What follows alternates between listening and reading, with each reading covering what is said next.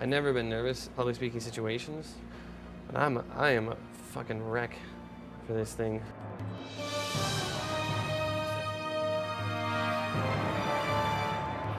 I'm going to basically be presenting the game, play through, and pray to God it doesn't crash. It'll be the largest I've ever seen this game projected, which just means any flaws are going to be like the size of a midget. All right, let's do this thing. It feels so much larger when you have a projected voice. Awesome. We are so completely set. It's crazy. I feel like one of those weekend seminar speakers. We loved God of War 2, but we're deaf now. As long as they love it. And that's really all that matters.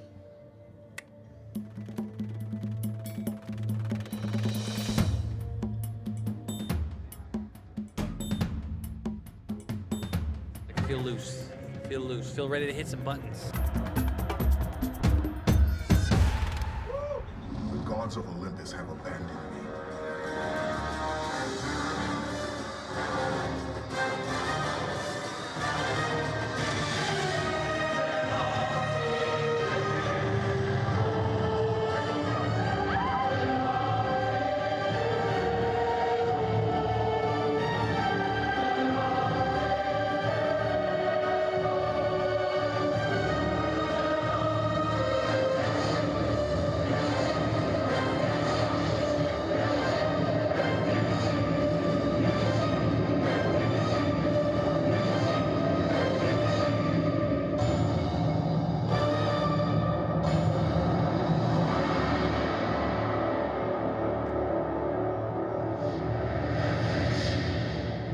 If the game crashes while I'm standing up there, it's the worst thing that could happen.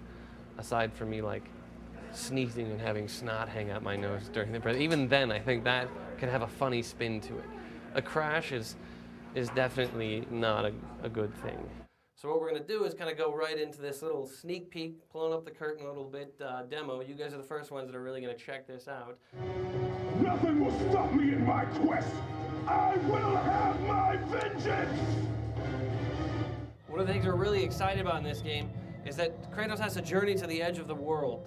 So instead of just having him hop on a Pegasus and play a cinematic, we're actually going to make the player fight their way to the edge of the world.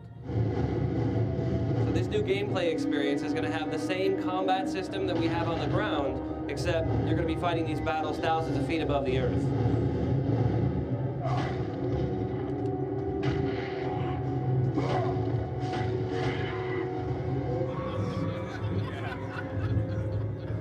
So that part of the game is actually not necessarily directly linking up to this next part of the game. We wanted to give you guys kind of a diverse experience.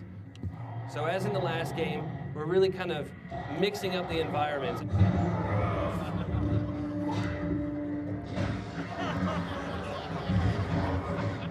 What we're doing in the second game is actually turning the pickups to more of an in-game acquisition. So every time you fight a Cyclops and you rip his eye out, you're actually going to be able to collect that and use that to get rewards. Help me with these beasts! I have found the secret of Medusa's temple! This is really showing that idea that Kratos isn't the only one on the island seeking out the Sisters of Fate. There are many heroes throughout mythology that are actually trying to change their own fate. And the enemies that we're bringing back are not just going to be sort of the standard size, we're actually going to be bringing back some of the other larger sized enemies.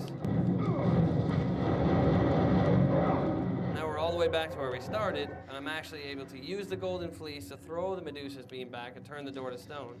And that is our little sneak peek into the E3 demo. I want to thank you guys for checking it out. To me, it's from the gut, you know, from the heart, that, yeah, it's going to measure up. I worked on the first game.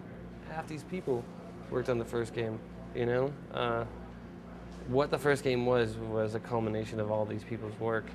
And this is our blood, sweat, and tears, man. We would never, ever let it fall below what we strove for. We are absolutely not resting until we eclipse the quality of the first games. The response we wanted was what we got out of that press event. Because going into it, I kind of was like, what is the point of this, you know? E3's in 2.5, 3 weeks. Let's just show it E3, you know? But It was good. I see the purpose of it. That's really what game development is. They just keep moving the goal line, you know, taking the ball away when you're trying to kick it. It's generally the status quo for this job.